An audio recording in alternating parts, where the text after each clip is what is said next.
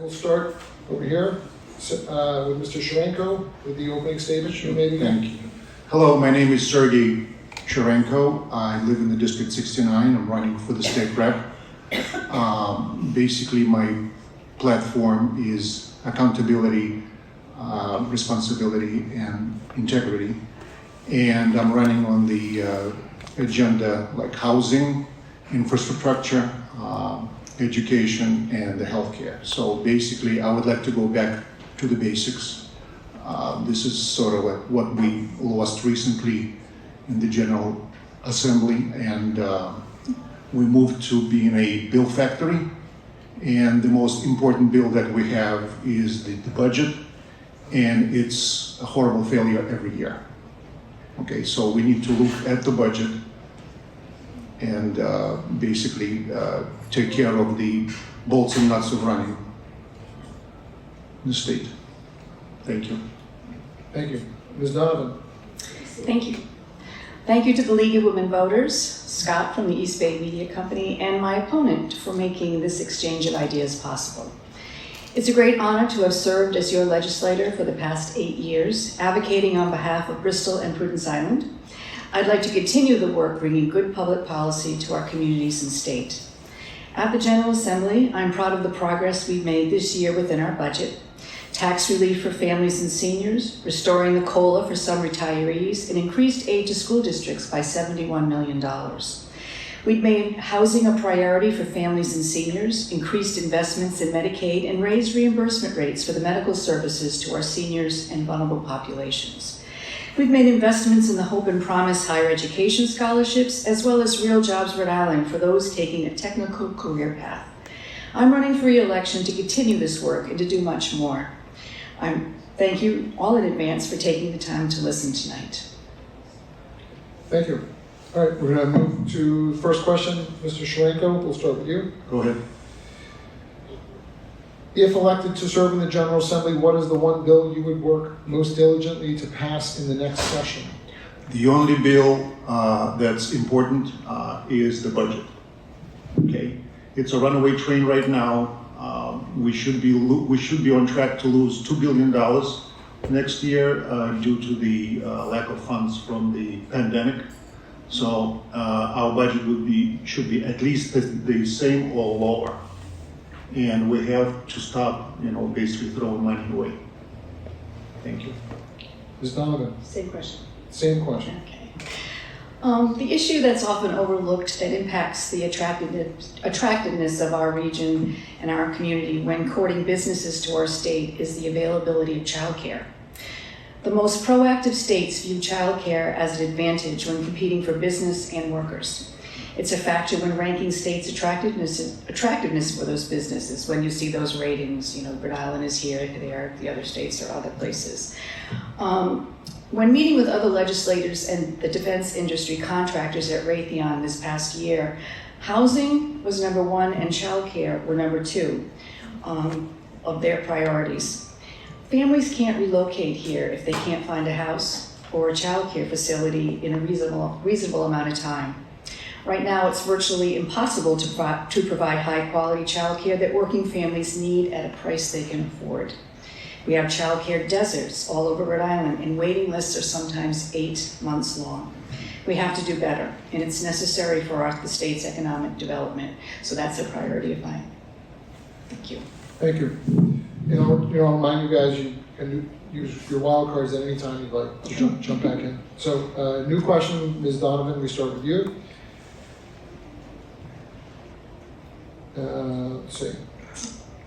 The extreme shortage of housing, and specifically affordable housing, is a crisis in all Rhode Island communities.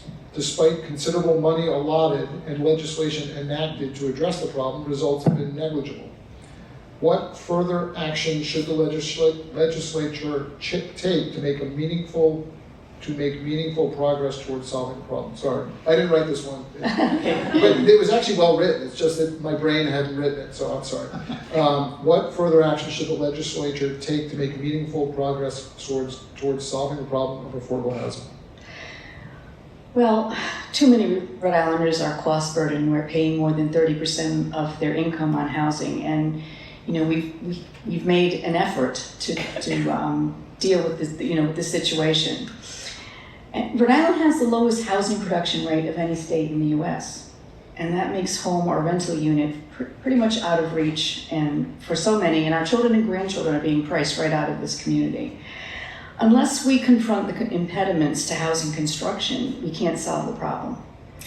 I'm grateful to the House for forming the commission that my colleague, Ms. Beekman, she does a wonderful job with that housing commission. We're trying to make the permitting process for building housing and rental units easier and more efficient. And I think if we allow more flexibility in land use, we will hope to encourage more construction, particularly in multifamily and housing through adaptive use. I'd like to stress that this doesn't mean that our local zoning does not apply, only that the process is easier and appeals are handled more efficiently. Did I go over? You Oh, did. sorry. Thank you. All right. I wasn't looking. You don't have to apologize, you got another 30 seconds to finish your thought. Right? And we also, as Representative Speakman said before, we want the process to be consistent from community to community. And we want to help fund planning and technical assistance for our local building commissioners. Thank you. Thank you. Mr. Schranko, same question about affordable housing. Okay, so last two sessions, the House and the Senate passed close to 30 bills on the housing, and I think most of them are detrimental to the communities in one way or another. So nobody wants to come here to build. Nobody wants to, own a company here to build. Okay, so that's in part because we got too much red tape and too much regulations. So and the prices are too high. So people have to pay all sorts of fees to build here. In the District 69, frankly, we're running out of places where to build. Okay, and a couple of bills that we had, one bill will allow to build in the flood areas, and the other bill will allow to build in the REIT zones with the permit from DEM. Nothing could be worse than that. Okay, so we need to start deregulating. Thank you. Thank you. New question, Mr. Schranko, starts with you. Go ahead.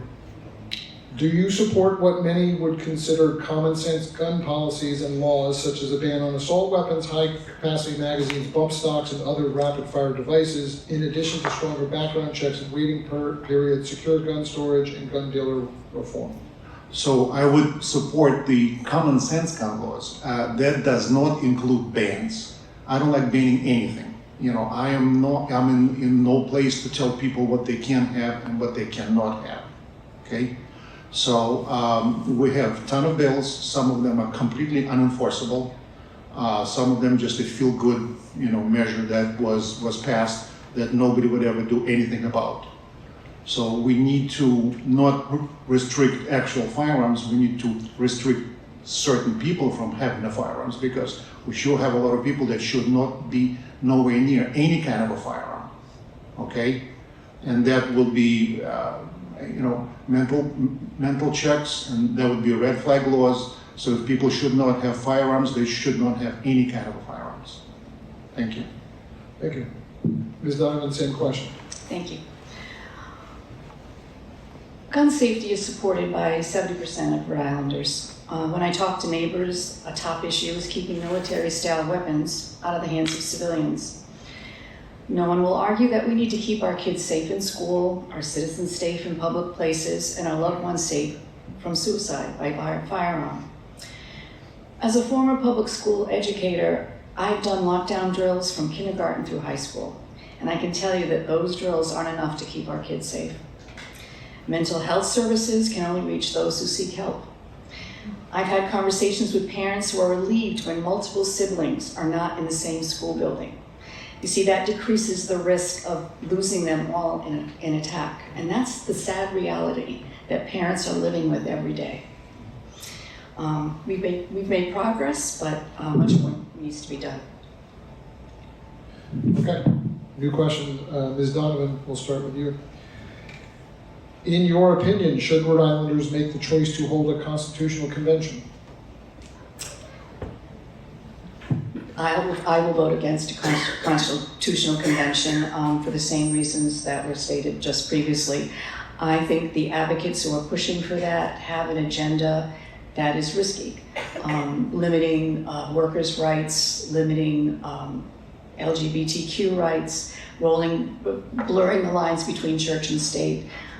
It's very expensive. I think it's $2 to $4 million just to run it. And we have a process to change our laws, and that's through legislation. And we elect officials to do that. So I will vote against it. Mr. Schwenko, same question. So I would be for having the Constitutional Convention. I'm an independent, so is the majority of people in the state. I don't have an agenda, so is a majority of people in the state.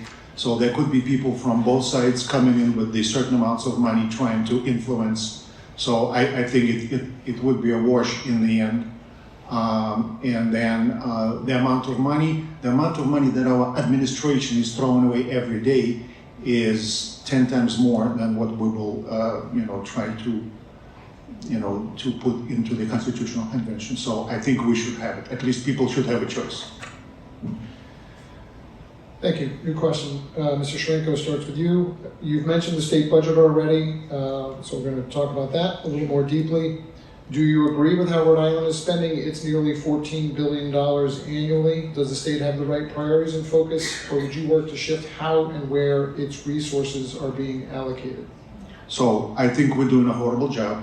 I think the administration right now is basically on no leash. They're running around, and especially you will see what's happening with the infrastructure right now. We're throwing money, one bundle after the other. Administration have to be on a very short leash, and that's the job of the House and the Senate.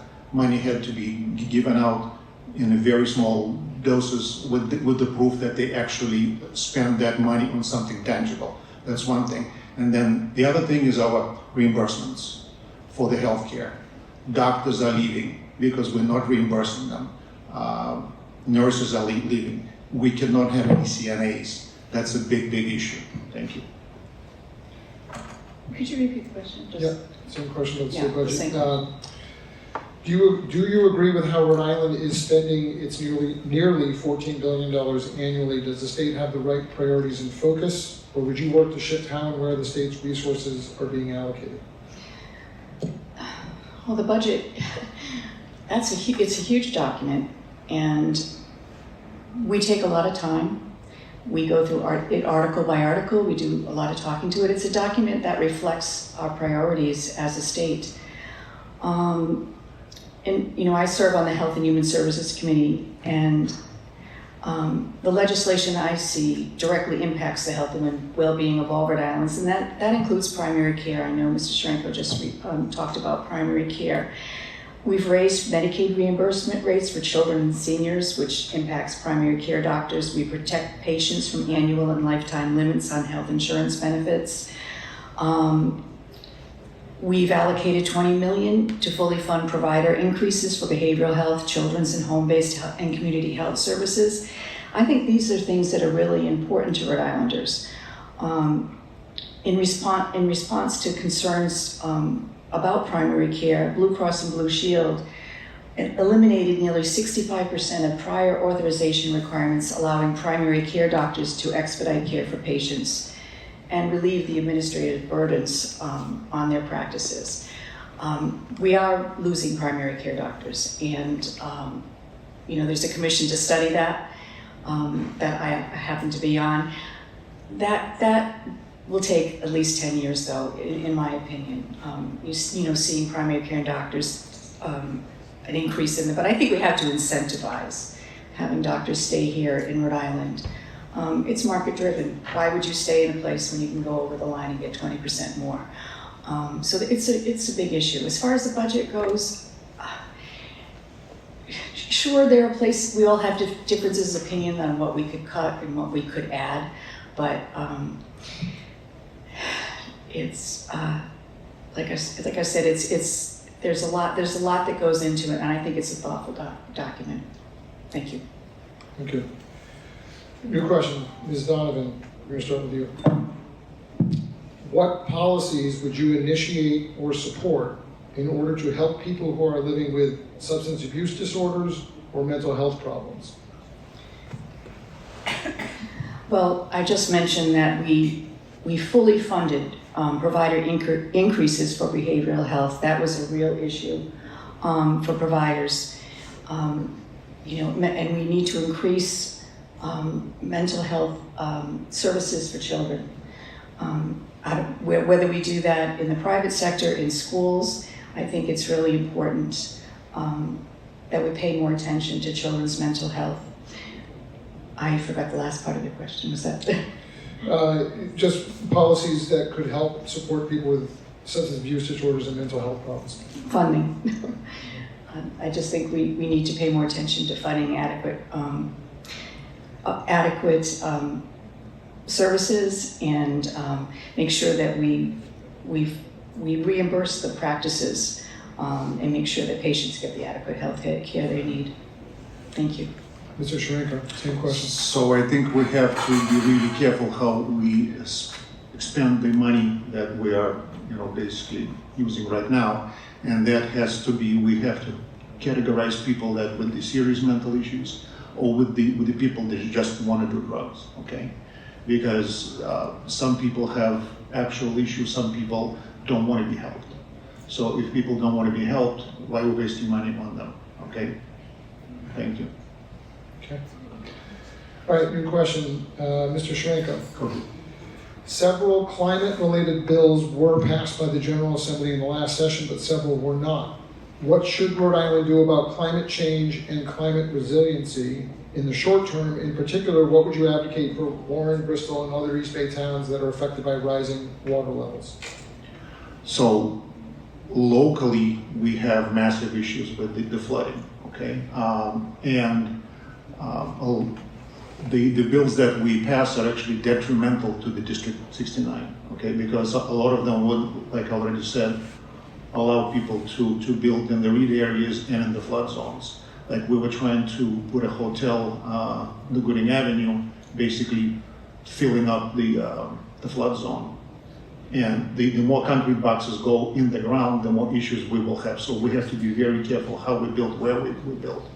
Okay, as far as the bills that we passed, a lot of them are basically pieces of paper. So they're not going to be helping anybody. They might help some nonprofits to use that money for their, issues, but they're not going to be helping actual people. Thank you. Thank you. Ms. Donovan? Thank you. Our coastlines are particularly vulnerable to sea level rise caused by climate change. It threatens our homes. Even neighborhoods away from the coastline they're flooding, as we saw in the recent storms down south. It threatens our infrastructure and it threatens our business districts. A lot of our businesses are right along the water. We've mandated the creation and maintenance of a statewide coastal resiliency plan to assess our community's vulnerabilities. We recommend mitigation strategies along rivers and coasts, and most importantly, recommend financing strategies. Finding the revenue sources to fund these projects is an ongoing challenge at both the state and the local level. I know we rely on the federal government for a lot of this money, but they're not going to be able to fund a lot of it when the crisis really hits us. I'm proud that Rhode Island is a clean energy leader, and we have the first offshore wind farm. I'm glad that we have Act on Climate, and we have goals that we want to meet. We have goals that we have to meet, but I think looking for funding sources in the future is going to be the real problem. Thank you. Yes, please. So as a response, climate changes all the time. As long as we have the written history of the world, climate is changing. And we had the ice ages, we had the warm-ups, and whatever we are trying to do might not be very much, versus the planet. What we can do will be trying to make the decisions that are comprehensive, what serves certain areas. Because what's happening in Woonsocket is different from what's happening in the District 69. Okay, thank you. Thank you. Next question, Ms. Donovan, we'll start with you. What are your thoughts on the job done by Governor Dan McKee and DOT Director Peter Alviti regarding the Washington Bridge situation? I think, well, I'm just as angry as everyone else about the bridge. I use the bridge, my family members use the bridge, and the safety of the commuters is the highest priority for me. As Ms. Beekman said, we have meetings regularly with Director Alviti. We passed legislation so that he would have to meet with us. I think the bridge, it's the failure of the highest order. It puts public safety at risk.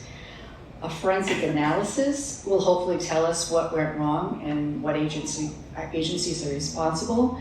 We have a pause right now in the demolition because we don't want to destroy the evidence of that analysis. I think we have to wait and see. I want to make it clear to everybody, though, that the governor is responsible for the Department of Transportation. We can ask questions, we can call them to oversight, we can demand that he speak to us, but we don't have the power to do much else. And it's very frustrating, and I know you were all frustrated too. Mr. Schranko. So I think Governor and DOT are doing a horrible job, okay? And what's worse, they are throwing millions of dollars onto the problem thinking that it will go away. It's not going away. And it's only the beginning of our issues, because that's one bridge out of 200 that we have in the state. We have a bridge right over here that's barely there, okay? So the issue has to be in the next budget. The governor has to start showing results before he gets more money, okay? And that's the only way to keep him on the short leash, because he's not doing a good job, and that's just proven. We all know it. Thank you. All right, we'll move to our final question, and you both have a decent amount of wildcards left, so you're welcome to use them, and we are flying through this forum, so we're on a good pace. Question, Mr. Schranko, what have we not talked about tonight that you would like to talk about? The education. So I would definitely like to talk about the education. It is an issue here. I guess it's a more issue with the Kikimewit. We all know it. So the Warren PD is there constantly. So they have kids fighting, kids doing whatever stuff. So we have lesser issues in the lower classes and in the higher classes. Then again, we passed the bond to build a new high school. Now Warren has financial issues. They lost 2 major lawsuits. I'm afraid we'll be left up here in the Bristol holding a bag. So we will have to really carefully look at that, okay? And that's without even talking about the quality of the education that children get. Thank you. Okay. Ms. Donovan. There's so many issues, it's hard to pick. I'd like to talk a little bit about tax relief and pensions, because we've made some progress in that area. We've raised the exemption on certain pension plans and annuity income for seniors, $20,000 to $50,000 for a qualified single filer and $100,000 for joint filers. Most small business owners no longer have to pay a burdensome tangible tax on computers, furnishings, and fixtures and the like. Over the past several years, we've fully eliminated the car tax ahead of schedule. We've repealed the suspension of annual cost of living adjustments for state employees who retired before 2012, for instance, teachers.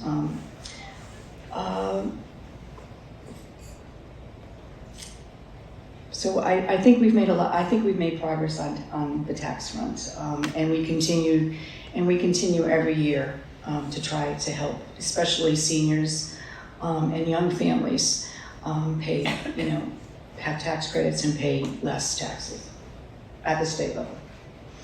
Thank you. Okay, thank you. Moving to closing statements. Mr. Schranko, we'll start with you.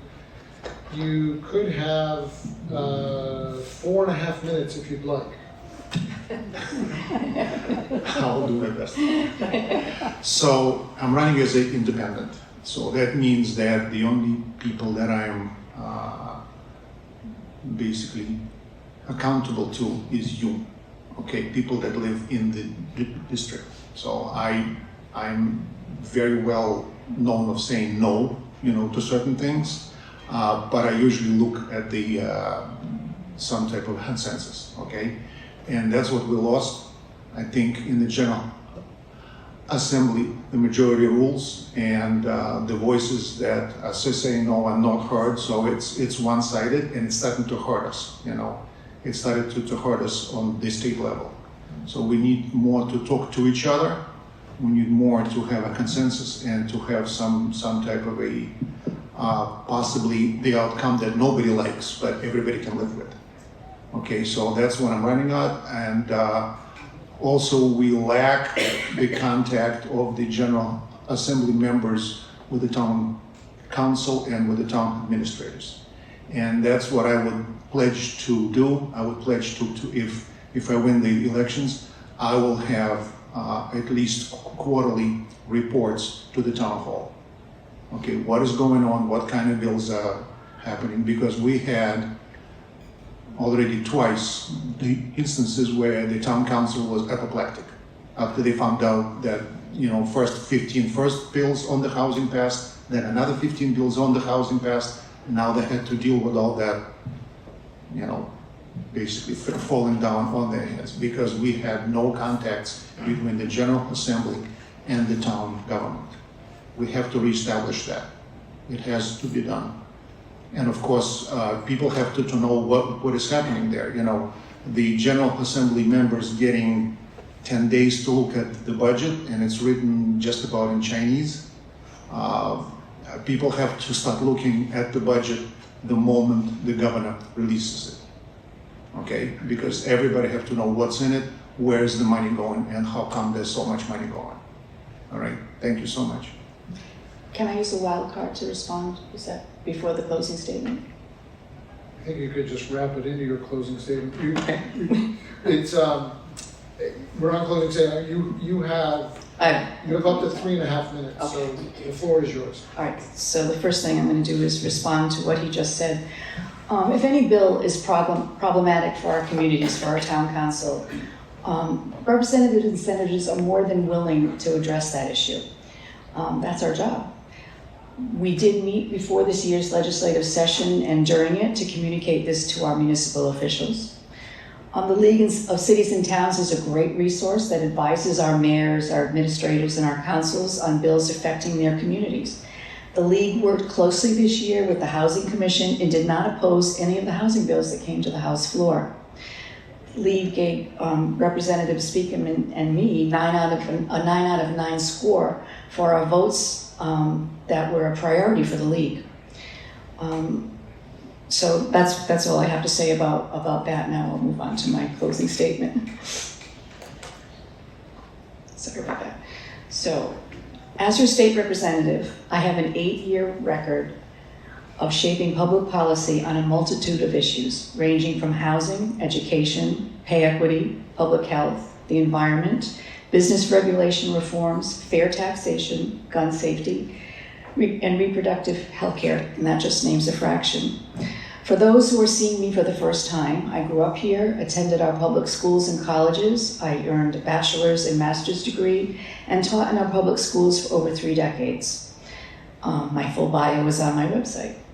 In 2022, I was appointed chair of the Health and Human Services Committee. In that role, I not only oversee the testimony of witnesses, but I am also responsible for meeting with leaders in healthcare and with public health advocates, all whose efforts influence public health policy in Rhode Island.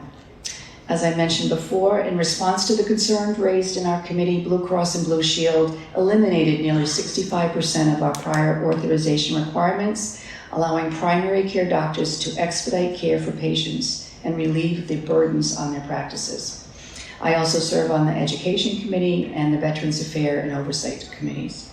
I've spent my entire adult life in public and community service, working and advocating to improve the lives of those who live in this exceptional place we call home. As you've heard, a priority of mine in the coming year will be addressing the availability and crippling costs of childcare for struggling young families in Rhode Island. Finding the solutions to the many problems we face takes time and collaboration, but I'm convinced we can make progress if we have the collective will to work together. In this coming election, I'm asking you to trust that I will continue to be a thoughtful and reasonable voice for our district and come out to vote for me on November 5th. Thank you. Thank you. Before the applause, I just want to say thank you both to the candidates. Thank you to everyone who helped put this together. I'm just sitting here thinking about, I've been doing these forums with the League of Women Voters for many years, and I remember some of the first ones when Joanne DeVoe and her husband and maybe one other person from the League and I were sort of putting these together, and it was a very small group of volunteers with the League of Women Voters. This year, it actually just dawned on me, it's an unbelievably deep roster of people volunteering. Every forum that we're at, there's 5, 6, 7, 8, 9, 10 volunteers from the League. And so credit to them. As they're getting older, they're getting stronger. And when I say the League is getting older, they're getting stronger. So credit to them. They do a wonderful job. They do all the organizing. They do all the publicity. They run the show. So great job to the League, and thank you all for being here. Great job to the candidates.